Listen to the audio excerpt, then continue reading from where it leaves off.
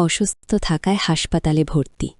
তাই মাকে বাড়িতে একা পেয়ে মার সাথে যেভাবে কাজ করলাম, গল্পটি সম্পূর্ণ শুনলে আপনাদের মেশিন দিয়ে পানি চলে আসবে। আপনারা হাতের কাজ করতে বাধ্য হবেন। তাই হাতের কাজ করার আগে হাতের কাছে অবশ্যই টিস্যু রাখবেন। কি নমস্কার বন্ধুরা, আজকের এই গল্পে আপনাদের স্বাগত। আমার নাম বিজয় এবং আমার বয়স ৩০ বছর। বর্তমানে আমি হায়দ্রাবাদে চাকরি করছি। আমি মূলত চণ্ডীগড়ের বাসিন্দা। মানিমাজরায় আমাদের ৩ তলা বাড়ি আছে। আমার মায়ের নাম সুশীলা। তার বয়স প্রায় ৫২ বছর। তিনি একজন গৃহিণী, যদিও তিনি বিএড সম্পূর্ণ করেছেন। আমার মা উচ্চতায় কিছুটা খাটো, কিন্তু শরীরে মোটাসোটা। তিনি সবসময় শাড়ি পরেন। আমি কখনো তাকে শাড়ি ছাড়া অন্য কিছু পরতে দেখিনি। কিন্তু যে রাতে এই ঘটনাটি ঘটেছিল, তারপর থেকে আমার এবং মায়ের জীবন বদলে গেছে। এই ঘটনাটি তখনকার, যখন আমার বয়স ২৫ বছর ছিল। সেই দিন বাবাকে হার্ট অ্যাটাক হয়েছিল এবং তাকে হাসপাতালে ভর্তি করতে হয়েছিল। তখন আমার পিজি সম্পূর্ণ হয়েছিল এবং আমি চাকরির খোঁজ করছিলাম, তাই বাড়িতেই থাকতাম। মাও বিএড করার পর চাকরি না করে গৃহিণী থেকে গিয়েছিলেন। তখন হাসপাতালে বাবার চিকিৎসা চলছিল, কিন্তু তার অবস্থার কোনো উন্নতি হচ্ছিল না। বাবাকে এই অবস্থায় দেখে মা ভেঙে পড়েছিলেন। আমি তার একমাত্র সন্তান ছিলাম, তাই তিনি আমার উপর নির্ভরশীল ছিলেন। বাবার অসুস্থতার খবর শুনে আমার মাসি এবং মামাও সঙ্গে সঙ্গে হাসপাতালে চলে এসেছিলেন। সবাই নিজ নিজভাবে সাহায্য করছিলেন। ৪-৫ দিন পর ডাক্তার সেই কথা বলে দিলেন যা আমরা শুনতে ভয় পাচ্ছিলাম। ডাক্তার বললেন যে এখন বাবাকে বাঁচানো কঠিন। এটি শুনে মা অজ্ঞান হয়ে গেলেন। আমি তার পাশে ছিলাম, তাই তাকে সামলে নিলাম। বাবা এখন ভেন্টিলেটরে ছিলেন। ভেন্টিলেটর চালু থাকা পর্যন্তই তার শ্বাস নেওয়া সম্ভব ছিল। তখন আমি এবং মা বাবার সঙ্গে শেষবারের মতো দেখা করতে আইসিইউতে গিয়েছিলাম। মা এখন কিছুটা সুস্থ হয়েছিলেন। তিনি কাঁদতে কাঁদতে বাবাকে জড়িয়ে ধরলেন। আমিও তার হাত ধরে কাঁদতে লাগলাম। কিছুক্ষণের মধ্যেই বাবা শেষ নিঃশ্বাস ত্যাগ করলেন এবং তার জীবনযাত্রা সম্পূর্ণ করলেন। আমরা আইসিইউ থেকে বেরিয়ে এলাম এবং মা আমাকে জড়িয়ে ধরে জোরে জোরে কাঁদতে লাগলেন। পরে শেষকৃত্যের প্রস্তুতি শুরু হয়ে গেল। দিন কেটে গেল, সন্ধ্যা ৭ বাজে গিয়েছিল। শেষকৃত্যের সব কাজ আত্মীয়রা সামলে নিয়েছিল। শ্মশান থেকে বাড়ি ফিরে আমি আমার ঘরে গেলাম আর জোরে কেঁদে ফেললাম। মা শুধু কাঁদছিল, সে খুবই কষ্ট পাচ্ছিল। কিছুক্ষণ পর মাসি আমার জন্য চা নিয়ে এলো। তখন আমি উঠে বসলাম। চা নিতে নিতে তাকে জিজ্ঞেস করলাম, মা কেমন আছে মাসি? মাসি বলল, দিদি এখনও কাঁদছে বিজয়, তার খুব কষ্ট হচ্ছে। আমি বললাম, হ্যাঁ মাসি, তার বাবার সঙ্গে খুব লেগে থাকত, আমারও কিছুই মাথায় আসছে না। গে মাসি বলল, আমি বুঝতে পারছি বিজয়, কিন্তু এখন দিদির তোমারই সাহায্য দরকার। এই বয়সে সে পুরোপুরি তোমার উপর নির্ভরশীল। কে এতটা বলে? মাসি চলে গেল। তখন আমি ভাবতে লাগলাম, এখন এই বাড়ির দায়িত্ব আমারই। আমার মাথায় চাকরি আর ভবিষ্যৎ জীবন নিয়ে নানা চিন্তা আসতে লাগলো। আমাকে যত তাড়াতাড়ি সম্ভব চাকরি খুঁজে নিতে হবে, নিজেকে দায়িত্বশীল করে তুলতে হবে, কারণ বাবার পেনশনে আমরা আর কতদিন চলব। এসব চিন্তায় আমার মাথা ভারী হয়ে উঠছিল। আমি আমার ঘরের বারান্দায় গিয়ে দাঁড়ালাম, যাতে কিছুটা তাজা বাতাস পাই। এতে কিছুটা ভালো লাগলো। লিভিং রুমে মা আর মাসি বসেছিল, আত্মীয়দের সঙ্গে কথা বলছিল। কিছুক্ষণ পর আত্মীয়দের ভিড় কমে গেল। মাসি আমার ঘরে এসে বলল, খাবার তৈরি করি, তুমি এতক্ষণ মায়ের কাছে বসো। আমি হ্যাঁ বলে মায়ের কাছে গিয়ে বসলাম। আমাকে দেখে মা আমার গলা জড়িয়ে আবার কেঁদে ফেলে। আমি তাকে জড়িয়ে ধরে শান্ত করার চেষ্টা করলাম। আমার মা ফর্সা রঙে ছিলেন। এত কান্নায় তার গাল লাল হয়ে গিয়েছিল। তার চোখও ক্লান্ত দেখাচ্ছিল। সে আমাকে জড়িয়ে ধরে কাঁদতে লাগল। আমি তাকে বললাম, মা, এখন আর কাঁদো না, যা হবার তা হয়ে গেছে। এখন আমি আছি না তোমার সঙ্গে, আমি সব সামলাফি। মা বলল, হ্যাঁ বেটা, তোমাকে দেখিয়ে এখন দিন কাটাচ্ছি। তোমাকে দেখলেই তার কথা মনে পড়ে। কি? এত বলেই মা আরও জোরে কাঁদতে লাগল। এমন সময় মাসি বাইরে এলো আর মাকে বলল, দিদি, একটু খাবার খাও, দুটো লোকমা ছেলে, কিছুটা ভালো লাগবে। খিমা হ্যাঁ বলল। মাসি বলল, তুই রান্নাঘরে গিয়ে দেখ, আমি সাহায্য করি, তোমার খুব দুর্বলতা এসে গেছে। খিমা বলল, তুই রান্নাঘরে গিয়ে দেখ, আমি এসে সাহায্য করছি। এত বলে মাসি রান্নাঘরে চলে গেল। আমি মায়ের হাত ধরে সাপোর্ট দিয়ে তাদের রুমে নিয়ে গেলাম। তারপর মা বাথরুমে গিয়ে ফ্রেশ হয়ে এলো। এখন তার মুখ কিছুটা ঠিক মনে হচ্ছিল। সারাদিনের দৌড়াদৌড়িতে সে খুব ক্লান্ত হয়ে গিয়েছিল। আমি প্রথমবার মাকে এভাবে দেখলাম। নিজের অজান্তে আমার কিছুটা অদ্ভুত লাগছিল। এমন সময় মা বলল, বিজয় বেটা, তুমি কি আমার একটু সাহায্য করবে? আমি শাড়ি বদলাতে চাই, খুব দুর্বল লাগছে। আমি বললাম, হ্যাঁ মা, আমি আছি না, বল কি সাহায্য করব। মা বলল, প্রথমে দরজা বন্ধ করে দাও, আর আলমারি থেকে সেই সাদা শাড়িটা বের করে দাও। তখন দরজার পাশে দাঁড়িয়ে আমি বললাম, ঠিক আছে মা, আমি দিচ্ছি, তুমি শুধু এখানে বসো। তারপর আমি দরজা বন্ধ করে হলুদ রঙের ছোট বাল্ব জ্বালালাম আর আলমারি থেকে সাদা শাড়ি খুঁজতে লাগলাম। শাড়ি পেয়ে মাকে দিতে পিছনে ফিরে তাকালাম, কিন্তু পিছনে ফিরে যা দেখলাম তাতে আমি হতবাক। মা আমার দিকে পিছ করে দাঁড়িয়েছিল। আমি কি বুঝতে পারলাম না। দ্রুত শাড়ি মাকে দিয়ে দিলাম আর পিঠ ফিরে দাঁড়িয়ে গেলাম। এদিকে আমার মাথায় নানা রকম চিন্তা ভিড় করতে লাগলো। এমন সময় মা বলল, বিজয় বেটা, আর একটা কাজ করবে? আলমারিতে হলুদ রঙের আমার শাড়ি আছে, সেটা দেবে? এ কথা শুনে আমি অবাক, কিন্তু নিজেকে সামলে নিয়ে বললাম, হ্যাঁ মা। আর হলুদ শাড়ি খুঁজতে লাগলাম। শেষে ভাঁজ করা হলুদ শাড়ি পেয়ে গেলাম। সেটা খুলে দেখতেই তার ডিজাইন দেখে আমি অবাক। এমন সময় মা জিজ্ঞেস করল, শাড়ি পেয়েছ কি বিজয় বেটা? আমি বললাম, হ্যাঁ পেয়েছি। তখন শাড়ি মাকে দিতে ফিরে দেখলাম মা এখনো পিঠ করে দাঁড়িয়ে। আমি হতবম্ব, কিন্তু নিজেকে শান্ত রেখে শাড়ি তাকে দিয়ে দিলাম। হলুদ বাল্বের আলোয় যা দেখলাম তা বিশ্বাস করার মতো কিছু নয়। তৈরি হয়ে মা বলল, বিজয় বেটা, তুমিও দ্রুত তৈরি হয়ে যাও, আমি এখানেই অপেক্ষা করছি।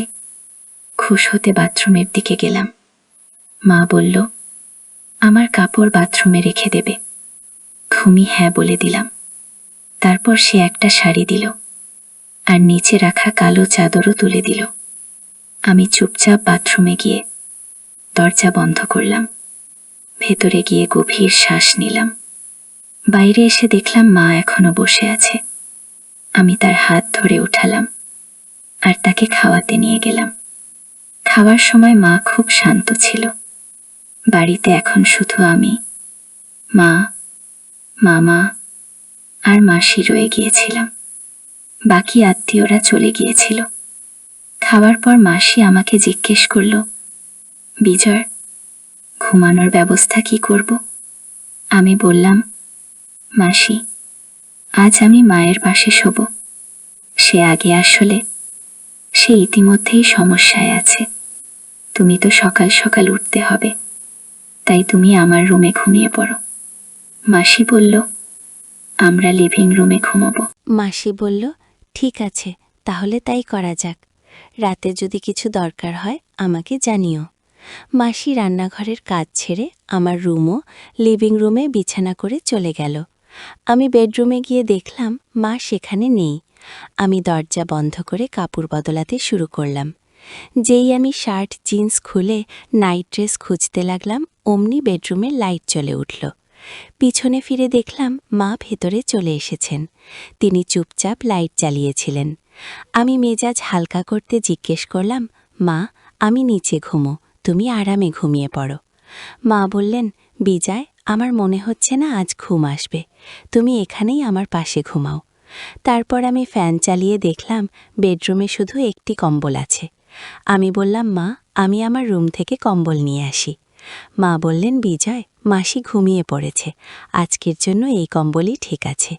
তারপর আমি এসি চালু করে দিলাম, বেডরুমের দরজা একটু বন্ধ করলাম আর রুমের সব লাইট বন্ধ করে শুধু ডিম হলুদ আলোর বাল্ব জ্বালিয়ে বিছানায় চলে এলাম। তারপর মা মশারি টাঙিয়ে কম্বল গায়ে দিলেন এবং আমার দিকে পিঠ করে ঘুমিয়ে পড়লেন। আমিও কম্বলে ঢুকে ছাদের দিকে তাকিয়ে শুয়ে রইলাম। এখন এসির কারণে রুমে ঠান্ডা অনুভূত হচ্ছিল। কিছুক্ষণ পর আমি মায়ের কান্নার আওয়াজ শুনতে পেলাম। মাকে এই অবস্থায় দেখে আমার অদ্ভুত লাগছিল। আমি মায়ের কাছে সরে গিয়ে তার কাঁধে হাত রেখে বললাম, মা, শান্ত হও। আমি জানি এটা তোমার জন্য খুব কঠিন, কিন্তু বাবা সবসময় আমাদের সঙ্গে থাকবেন, আর আমি তো আছি তোমার দেখাশোনার করার জন্য। মা কাঁদতে কাঁদতে বললেন, বিজয়, বাবা অনেক কিছু দিয়েছেন, আজকার ছাড়া বেঁচে থাকা খুব কঠিন হয়ে পড়েছে আমার জন্য। আমি মায়ের আরও কাছে সরে গিয়ে তার কাঁধে মাথা রাখলাম। মা কিছুক্ষণের জন্য কান্না বন্ধ করে বললেন, বিজয় বেটা, যখন তুমি আমার সঙ্গে থাকো তখন মনে হয় যেন তোমার বাবাই আমার সঙ্গে আছেন। তুমি একদম তোমার বাবার মতোই। এ কথা বলে মা কিছুটা শান্ত হলেন। আমিও আবার স্যারের দিকে তাকালাম। এখনও আমার মাথায় একের পর এক চিন্তা বেরিয়ে আসছিল।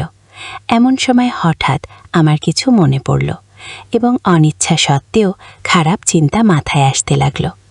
এসব আমার মাথায় ঘুরপাক খাচ্ছিল। এমন সময় মা জিজ্ঞেস করলেন, বিজয় বেটা, তোমার ঘুম আসছে? আমি বললাম, না মা, কেন, কি হয়েছে? মা বললেন, কিছু না রে, আমার ঘুম আসছে না, একটু ভয়ও লাগছে এবং একটু ঠান্ডাও লাগছে। একটা কাজ করবে আমার জন্য? আমি বললাম, ঘাবড়াবে না মা, আমি আছি, বলো কি চাই। মা বললেন, একটু আমার কাছে সরে এসে ঘুমাবে। আমি বললাম, হ্যাঁ চলো, এবং মায়ের কাছে সরে গেলাম। মা আমার হাত ধরে তার ওপর টেনে নিলেন। কিছুক্ষণ পর আমি মাকে বললাম, মা, তোমার মনে আছে যখন আমি ছোট ছিলাম তখন পা ছড়িয়ে ঘুমানোর অভ্যাস ছিল? তুমি কতবার আমার এই অভ্যাস ছাড়ানোর চেষ্টা করেছ, কিন্তু আমি মানিনি। মা হেসে বললেন, তুমি আমার কথা কখনো কখনো শুনতে না, কিন্তু বাবা বললে মানতে, আর কয়েকদিন পর আবার সেই অভ্যাস। আমিও আবার আমার ছোটবেলার কথা বলে তাকে খুশি করার চেষ্টা করলাম, যাতে তার দুঃখ কিছুটা লাঘু হয়। আমরা দুজন কথা বলছিলাম। এমন সময় হঠাৎ মা বললেন, বিজয় বেটা, তোমার পা ছড়িয়ে ঘুমানোর অভ্যাস ছেড়ে গেছে নাকি এখনও আছে? আমি বললাম, পুরোপুরি ছেড়ে যায়নি, এখনও একটু এত আছে। মা বললেন, আমি জানতাম, কিছু না আমার কাছে, তুমি এখনও আমার বাচ্চা, যদি ভালো লাগে তুমি সেভাবেই ঘুমাতে পারো। এ কথা বলে মা আমার মাথায় হাত বোলালো। এ কথা শুনে আমি মনে মনে খুশি, এমনই বলতেন। এ কথা শুনে আমারও জোশ চলে এলো। এখন আর বেশি দেরি করা আমার পক্ষেও কঠিন হচ্ছিল। আমি মাকে বললাম, মা, এখন আরও কঠিন হয়ে যাচ্ছে মা। বললেন, হ্যারি, আমি জানি, আমিও কতক্ষণ থেকে অপেক্ষা করছি, চলো, এখন বেশি সময় নষ্ট করো না। এমন সময় মা ধীরে ধীরে আমার কানে বললেন, মা, দেখো, তুমি তোমার বাবার মতোই। আমি হেসে বললাম, সত্যি? আমি মাকে বললাম, মা, সত্যি কি তাও আমি জানতাম না, তুমি এতে খুশি হবে? খোঁটি শুনে মা বললেন, দেখো, এসব তোমার বাবার স্মৃতিতে হবে, আমি সবসময় তোমার বাবাকে তোমার মধ্যে দেখেছি। কিন্তু আমারও ধারণা ছিল না যে আজ এমন কঠিন সময় আমরা কথা বলবো, আর সত্যি আমি ভাগ্যবান যে তোমার মতো সন্তান পেয়েছি। আমি চিন্তা করছিলাম, এরপর এখন আমার দেখভাল কে করবে? কি এমন কথা বলতে বলতে মায়ের চোখ ভরে এলো। আমি তাকে আবার সান্ত্বনা দিয়ে বললাম, মা, দেখো, এ শুধু তোমার দুঃখ নয়, এখন তোমার আর চিন্তা করার দরকার নেই, আমি তোমাকে কখনো একা ছাড়ব না। গিয়ে এবার মা আমার কাঁধে মাথা রেখে কাঁদতে লাগলেন। আমি তার অশ্রু মুছে দিয়ে বললাম, মা, আমি জানি বাবা আমাদের কখনো কোনো কিছুর অভাব হতে দেননি, কিন্তু যদি কখনো তোমার কিছু দরকার হয় তাহলে কোনো দ্বিধা না করে আমাকে বলবে। এখন আমাদের দুজনের মধ্যে কোনো কিছু লুকানোর কোনো কারণ নেই। এটি শুনে মা বললেন, তুমি যখন আমার সাথে থাকো তখন আমাকে আগের মতোই ডাকো, তোমার মুখে আমার নাম শুনতে ভালো লাগে। আমি বললাম, হ্যাঁ মা, আমার প্রিয় মা গো। আমরা দুজন এখন উঠে বসে গেলাম। মায়ের মুখে এক অন্যরকম উজ্জ্বলতা ফুটে উঠল, যেন তিনি একটি বড় ছাপ খেকে মুক্তি পেয়েছেন। মুখ দেখে মনে হচ্ছিল তিনি খুব খুশি। তখন সকালের একটি শূন্যটা বেজে গিয়েছিল। মা উঠে ব্রাশ করতে লাগলেন। আমি ঘুমানোর প্রস্তুতি নিচ্ছিলাম। তখনই মা বললেন, তোমার সাথে ঘুমাতে ভালো লাগে। আমি হেসে বললাম, আমাকেও। তখন আমরা দুজন আবার একই কম্বলে জড়িয়ে গেলাম এবং আলো নিভিয়ে দিলাম। কখন ঘুমিয়ে পড়লাম তার টেরই পাইনি। সকালে যখন জেগে উঠলাম তখন 1:00টা বেজে গিয়েছিল। আমি ঘরে একা ছিলাম। আমি কাপড় পরে ব্রাশ করে বেডরুম থেকে বেরিয়ে এলাম। মা, মামাসি এবং বাকি অতিথিরা চা পান করছিলেন। আমাকে দেখে মা বললেন, বিজয়, উঠে এসো, চা নাও। আমি হ্যাঁ বলে মায়ের কাছ থেকে চা নিলাম। ঠিক তখনই দরজার ঘণ্টা বাজল। মাসি গিয়ে দরজা খুললেন। সেখানে আমার দাদি অর্থাৎ বাবার মা দাঁড়িয়েছিলেন। আমার দাদি জাপানের চাচার কাছে থাকতেন। দাদা চলে যাবার পর চাচা তাকে নিজের সাথে নিয়ে গিয়েছিলেন। বাবা হঠাৎ মারা যাওয়ায় তিনি তাড়াতাড়ি আসতে পারেননি। দাদি বাড়িতে ঢুকে জোরে জোরে কাঁদতে শুরু করলেন। মাও তাকে জড়িয়ে ধরে কাঁদতে লাগলেন। আমার দাদির নাম ছিল সাবিতা। আমি তাকে ছোটবেলায় দেখেছিলাম। দাদা চলে যাবার পর চাচা তাকে তাড়াতাড়ি নিজের সাথে নিয়ে গিয়েছিলেন। আমি অনেক বছর পর দাদিকে দেখছিলাম। দাদি অনেক বদলে গিয়েছিলেন। তার জীবনের আপন কথা বলার ভঙ্গি সবই জাপানের মতো হয়ে গিয়েছিল। আমাকে দেখে দাদি স্নেহে আমার মুখে হাত বোলালেন এবং আমাকে জড়িয়ে ধরে কাঁদতে লাগলেন। আমি দাদিকে সান্ত্বনা দিচ্ছিলাম। পরের 1-5 থেকে 2-0 দিন শুধুই ব্যস্ততায় কেটে গেল। এখন দাদি চলে এসেছিলেন, তাই আমার এবং মায়ের জন্য বেশি সময় পাওয়া যাচ্ছিল না। রাতেও দাদি মায়ের সাথে ঘুমাতেন, তাই আমাদের একসাথে থাকার সুযোগ হচ্ছিল না। আমরা কথা বলতাম কিন্তু চুপি চুপি। তাতেও এক অন্যরকম মজা ছিল। যখন সময় পেতাম তখন কথা বলতাম, কিন্তু এমন সুযোগ খুব কমই পেতাম। এখন বাবা চলে যাওয়ার 1 মাস হয়ে গিয়েছিল।